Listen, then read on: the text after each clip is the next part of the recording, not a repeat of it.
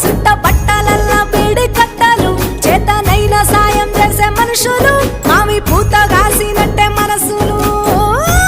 అంటే రోజు ఉగాది సచ్చేదాకా ఉంటది అది ఊరు నా ఊరు దీని తీరే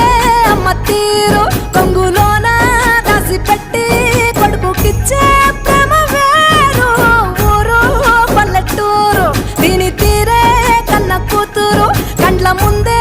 ఎదుగుతున్న సంబరాల పంట పైరు